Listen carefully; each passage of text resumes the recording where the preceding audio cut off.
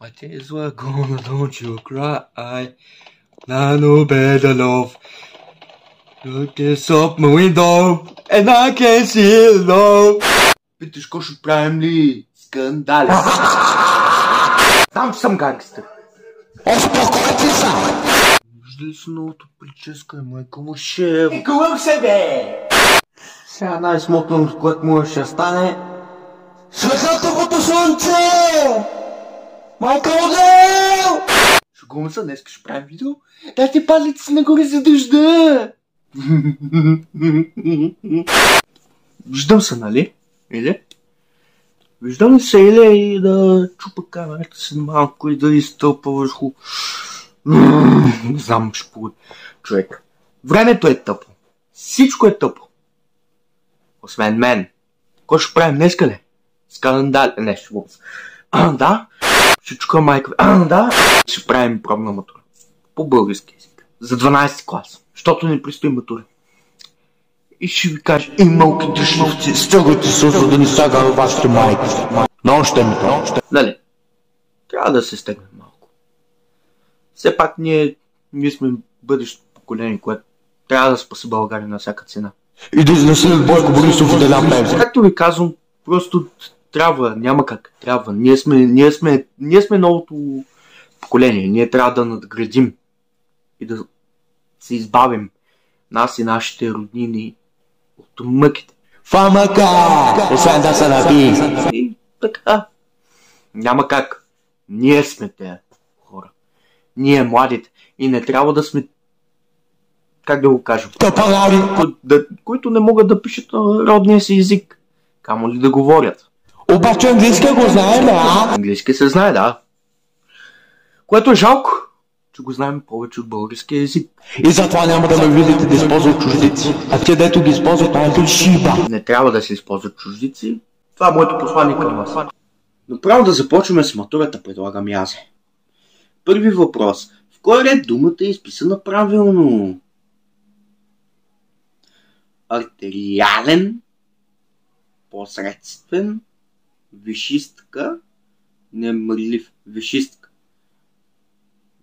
Висшистка е изписана правилно, защото не може да се напише висшистка. Не. Според мен тази дума е правилно, защото посредствен трябва да се напише с Д. Посредствен. Посредствен. Немърлив. Не казваш ей Марло, а казваш ей Мърло. Така че артериален. Не е така. Ти мога да казваш, нали, да пишеш артерия, обаче когато има изключения. Артериален. Това, че го казваме артериален и се чува я, не означава, че винаги се пише ся. Има и изключения. Така. Второ. В кое изречение не е допусната правописна грешка? За нуждите на експедицията бяха осигурени още 2 висококачествени бинокъла.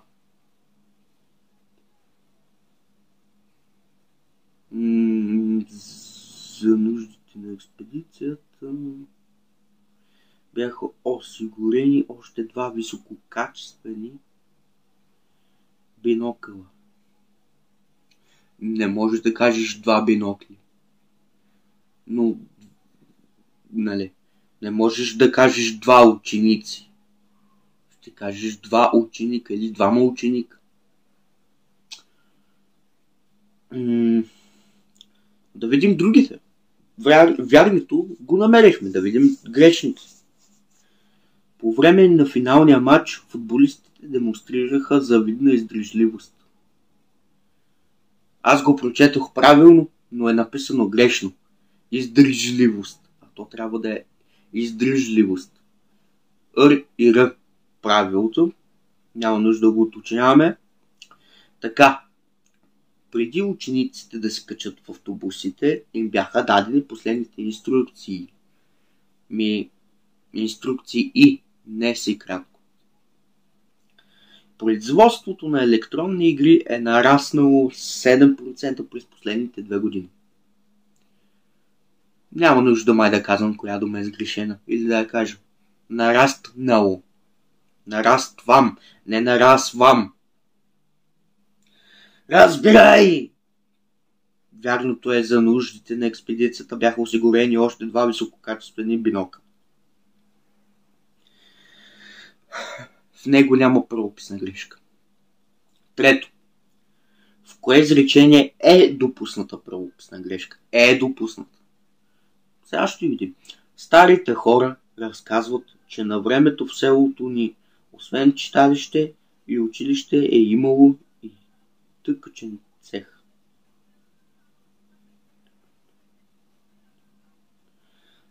Старите хора разказват, че на времето в селото ни, освен читалище. Това е правилно изречение. Ние търсим грешно. Колежът притежава модерен учебно-спортен комплекс, разположен на 3 етажа с 27 оборудвани зали. Учебно-спортен. Тук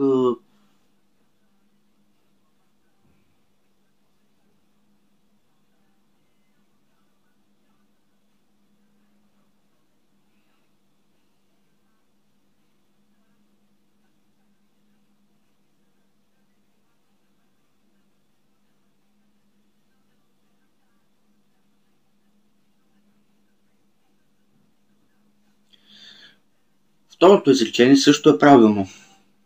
Третото. Новият домашен любимец на съседите ни е куч пазач, което според брат ми никак не е дружелюбно. Новият домашен любимец. И това е правилно. Скоро очакваме доставка на новите високопроходими автомобили с дистанционно управление. Високопроходими.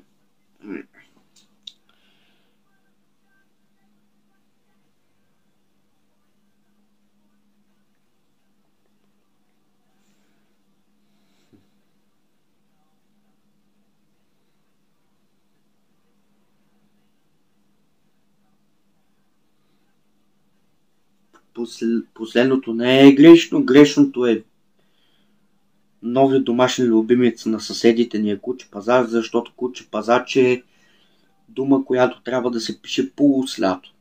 Като пример ще дам министър-председател. Куче пазач. Ако беше куче питбул, например, нямаше да има тире. Т.е. да е полуслято писане. Но при положение, че се дава характеристика или категория, която определя какъв всъщност, как да ви го обясня, като допълнение, тогава полуслято писане. Куче пазач се пише с тире. Тоест тук намерихме грешката. Четвърто. В кое изречение е допусната правописна грешка? Скоро очакваме доставка на новите високопроходими автомобили. Това е същото изречение. Тоест, ограждаме същия отговор, защото едно е също упражнение. В коя... Така. Пето. В коя от подчертаните думи е допусната граматична грешка? На мястото за отговор запишете съответната буква. Това ми е най-любимото упражнение. В изявлението му пред медиите режисьорът сподели, че камерният спектакъл с двамата известни актьори жени успехи на българските и световните театрални сцени. Според мен грешката е в А, защото в изявлението му пред медиите режисьорът сподели не ми звучи правилно. Трябва да е в изявлението си пред медиите режисьорът сподели. Тоест, какво трябваше да напишем сега? Съответната буква. Ага, буквата, т.е. А. Окей. Шесто упражнение. В кое изречение не е допусната граматична грешка? Спортът и подходящата диета помагат за поддържане на добра физическа форма. Тук няма грешка. Господин Иванов, разбрах, че вчера сте взел решение да участвате в нашия нов проект. Господин Иванов, разбрах, че вчера сте взел решение. Трябва да помислим върху това. Първото го изключваме. Кое изречение не е? Ау! Ето затова трябва да четете внимателно. Търсим в кое изречение не е допусната граматична грешка. Спортът и подходящата диета помагат за поддържане на добра физическа форма. Тук няма грешка. Според мен. 7. В кое изречение е допусната пунктуационна грешка? Пунктуационната грешка са знаци като запетаи, многоточия, двоеточия и тем подобни. Не. Така. В кое изречение е допуснат пунктуационна грешка? 7. Създаден по действителен случай, документалният филм предизвиква интерес. Тук няма грешка. Много е важно, за да откриете пунктуационната грешка, да четете изреченията с интонация. Защото така ще разберете. Предложеният от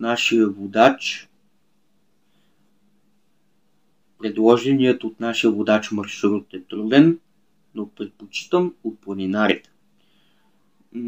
И тук няма грешка. В града има интересни обекти, представени по интригуващ начин в пътеводителя. И тук няма. Вие, уважаеми зрители, най-добре може да оцените достоинствата на пиесата. Според мен е тук грешката, защото слушайте интонацията, както е написано и както аз ще го прочета. Вие, уважаеми зрители, най-добре можете да оцените достоинствата на пиесата. Сега слушайте. Вие, уважаеми зрители, най-добре може да оцените достоинствата на пиесата. Вие, уважаеми зрители. Не сещате какво слагаме след зрители.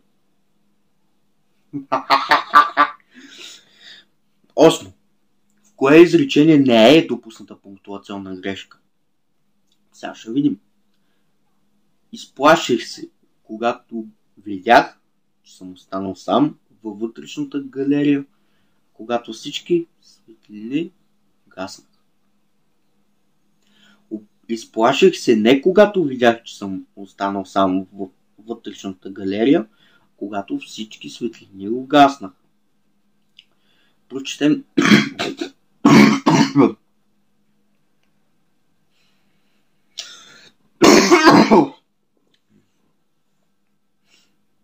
да прочетем другите. Вярваме убедено, че ако положим достатъчно усилия и покажем воля, ще постигнем така желаната победа. Тук грешката е след убедено има запетая и след че има запетая. На камбанерията не се виждаше никой, а тежките камбани се долееха свободно и леко. Другите са правилно и ограждаме отговор А. Мисъл, преди, че другите са грешни, е правилният отговор, защото моята интонация звучи правилно. То ще видим накрая какво стане. 9. Запишете правилната за изречението форма на думата, поставена в скоби. Това са ми най-любимите вече. Съобщено бе, че 3 алпинисти са успели да достигнат върха. Не успяли, успели.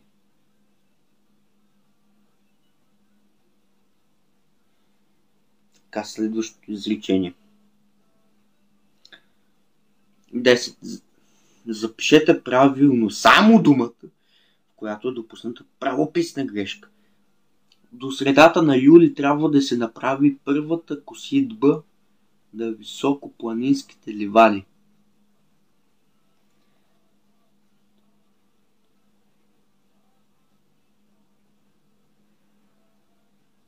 Коситба. С Т. Коситба. 11. Запишете правилната за изречението форма на думата, поставена в скоби. Представяме на вашето внимание творби на няколко известни художници от различни епохи.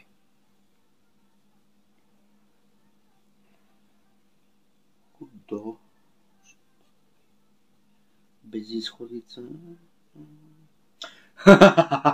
12. Запишете само правилната форма на думата, в която е допусната граматична грешка. Замъкът ще посетим днес, а галерията ще разгледаме утре. Чайко. В което е допусната граматична грешка.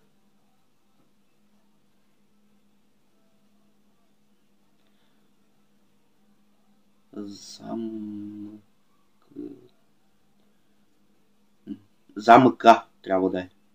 Замъка. Опа. Костану така е. Иго.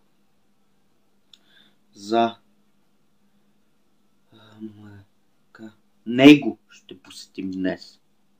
Затова е замъка.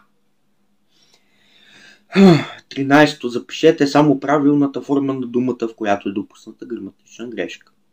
Когато спря да вали, възрастното семейство излязох. Боже Господи, излезе на разходка. Следващото. Излезе на разходка. Така, тя упражнения тук не ги дава да ги правим. Така, да видим сега. 14. Кое твърдение е вярно според информацията в текст 1?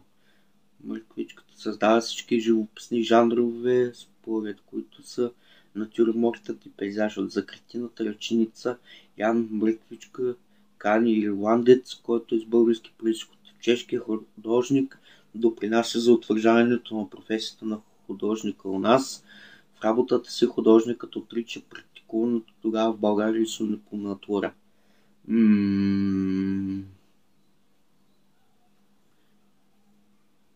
Сега ще видим. Текстът на какво пише.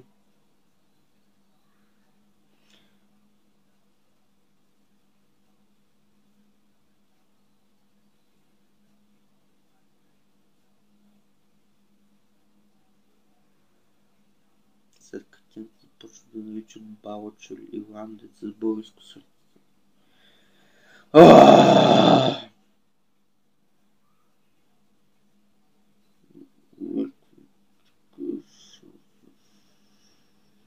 Според мен е Б на 14. 15. Кое твърдение за Ян Мъртвичка не е вярно според информацията в текст?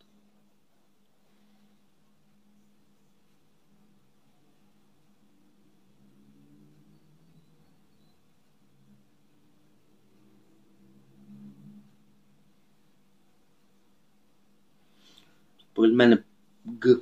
Това е невярно. 16. Защо според текст 1 е било невъзможно да се намерят хора да позират?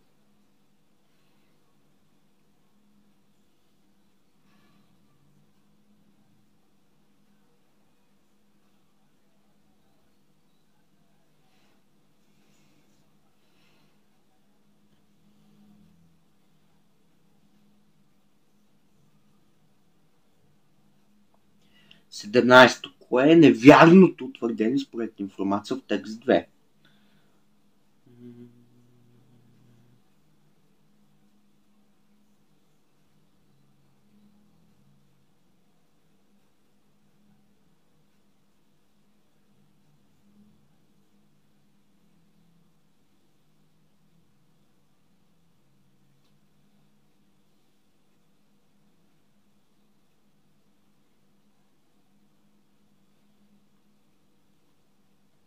Осемнайсто. Запишете номера на това от четирите твърдения в текст 2, при което е налице най-силният контраст между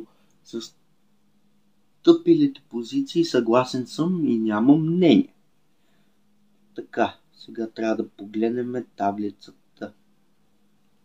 Между съгласен съм и нямам мнение. Според мен е в 3. Номер 3.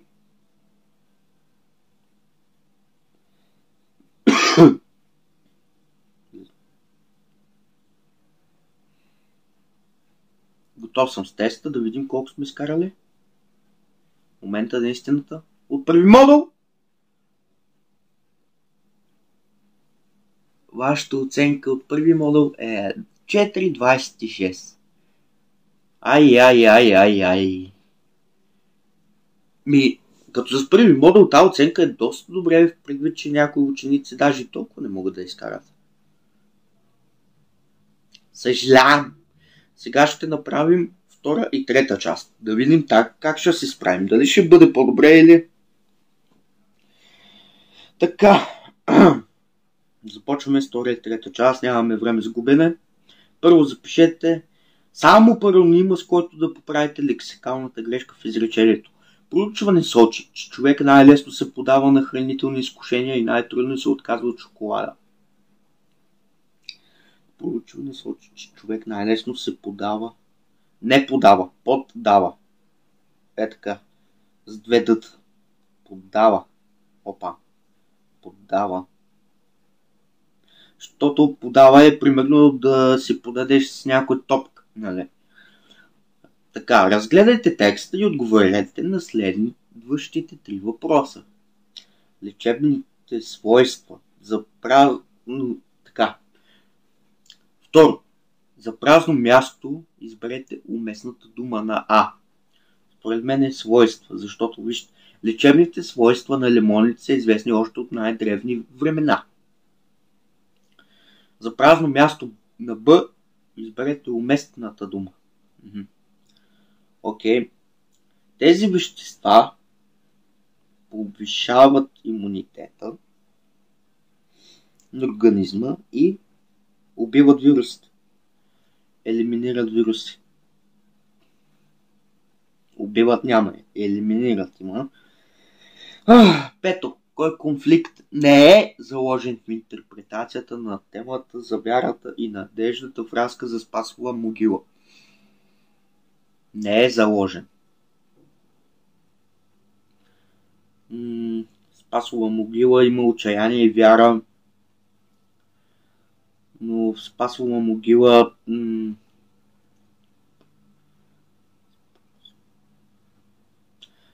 могила няма любов, омраза. Страх, надежда има, така радост има, отчаяние, вяра има, любов, омраза няма. Метода на изключване. 6. Кой от проблемите е интерпретиран и в двата посочени отказа? Богат се казва така, дяволът и указ. Така, и двата отказа са от Христо Ботев борба и Смирненски приказка за стълбата.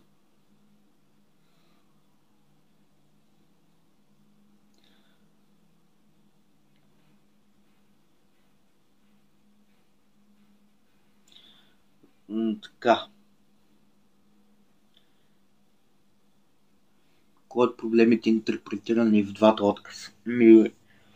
При Ботев имаме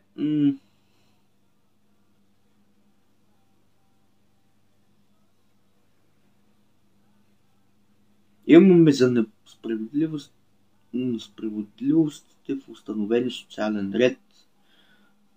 Това е вярно, защото в Ботев има, саможертва в името на възвишен идеал, но в Смирненска приказка за стълбата това го няма. За момента на възмездие, който неизбежно ще настъпи, няма го. За избора между протеста и примирението, не. 7. Кой от мотивите е интерпретиран в две души? Пейо Яворов. За непостижимата хармония в човешката душа, за съмненията и надеждите на модерната душа, за драматизма на избора в един свят на разруха, за преодолимия конфликт между доброто и злото.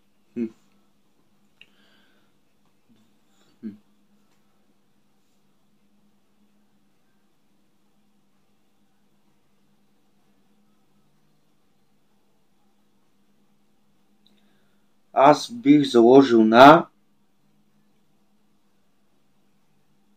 преодолимия конфликт между доброто и злото. Това го отхвърляме. Драматизма на избора в един свят на разруха. И това го изхвърляме. За съмненията и надеждите на модерната душа, обаче той не говори за модерна душа, така че бих казал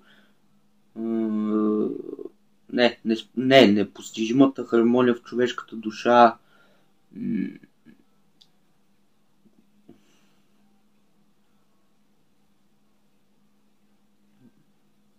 Отговарям с А.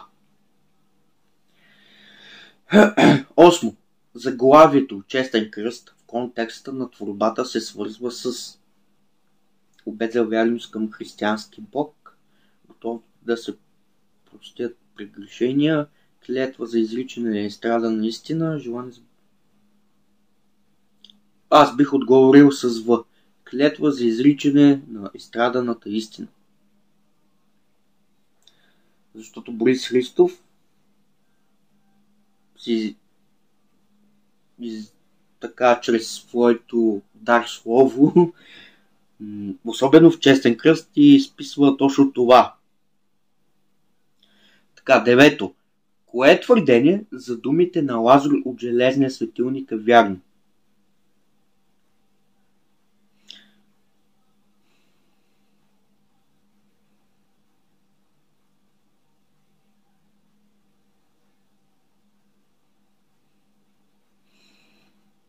Загатват, че герои все още търси житейско си призвание, разкриват озряването на героя за мисията на духовен водач. Това е отговор. Другите няма смисъл да ги чета.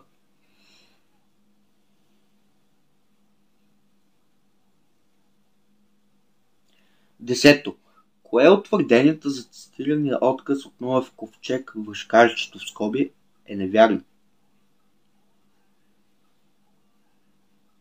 Разкрива критичната позиция на разказвача спрямо страхливото поведение.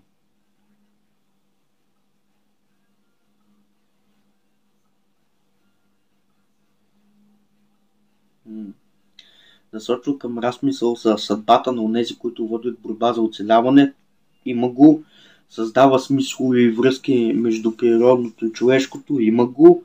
Представя природния свят в подчертано мрачни тонове. Има го. 11. Коя тема е интерпретирана в Старица от Яна Кременска? Това не съм го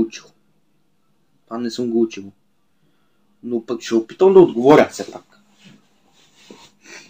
Така. За такава водъщ тегли нишките спомнящи пръсти, връзва възли. Неделя е, хвърля си сянката в мрака, меси обреден хляб, небесната нива, само хлябът да стане. И после ще тръгне помръкна оттам, където е той, да му каже: без теб не съм жив. Според мен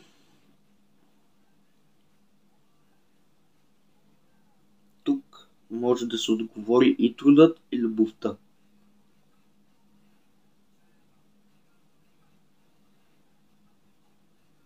Но защо и любовта? Последното. Да му каже: без теб не съм жив.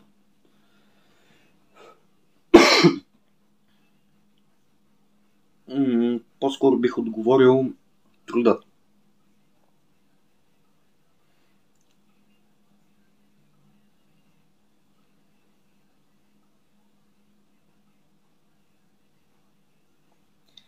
Или любовта да отговори всъщност. Отговарям трудът. Да видим. Кое твърдение е вярно? 12. Аз бих казал, че за разлика от Спиезерото, в Приирския манастир природата е представена като огледало на човешката душа.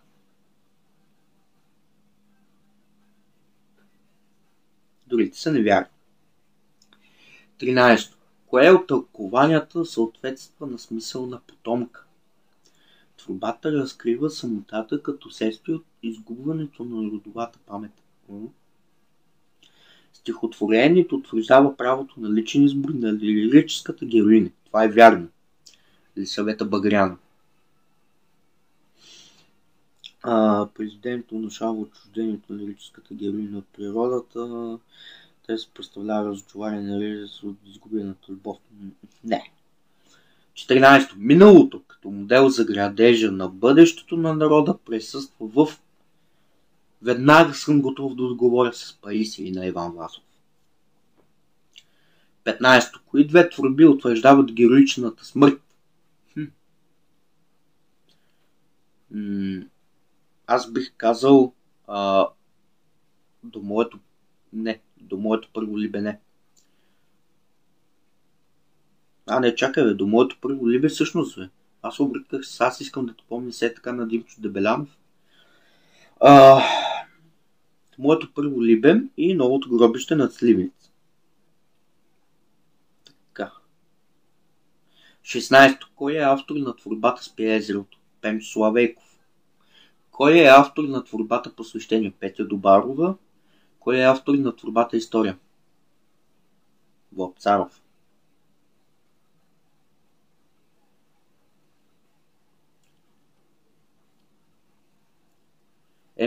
Готови сме с теста. На едното изкарахме 4,26. Сега да видим. 5,57! 5,57, 8, 9, 4, 7, 3, 6, 8, 4, 2, 1, 1. Тоест сме фанали към 5,58. Леле. И какъв е извода, скъпи приятели? Че всъщност трябва да се подобря малко граматичните грешки. Тях трябва да ги подобря малко, но пък да не губя и разцвета ми и по литература. Но иначе като цяло солидно представяне. А сега на вашето внимание да видим колко изкарахме общо от трите модула. Но понеже втори и трети модул са разделени, в смисъл първи модул е разделен от втори и трети, а втори и трети са заедно, скъпи приятели, ще сметнем делено на 2, не на 3. Така, само да намерим калкулатора. Ето го калкулатора. На едното изкарахме 4,26, на другото 5,50, 5,57, 8,9,4, което си е 5,58. 9,84 на 2. 4,92. 5 сме фанали, скъпи приятели. 5 сме хванали. Повече не ми трябва. Но тази петица така бих казал, че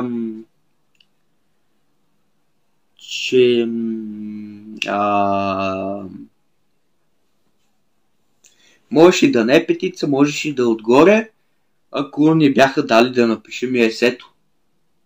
Защото аз в есето съм брилянтен. И оттам ще да хвана още точки. Но и тази оценка е добра. Извода е, че трябва да надградя това, което го имам по литература, да го надградим и по български да положим още малко труд, за да може да стигнем поне 4,60 от първи модул. Но на фона на останалите, които повечето няма да могат даже и 3 да изкарат, аз съм брилянтен. И това беше видеото, скъпи приятели. Надявам се да ви е харесало. Дайте едно палче нагоре. Абонирайте се за канала ми с камбанката. И това е от мене. Адео!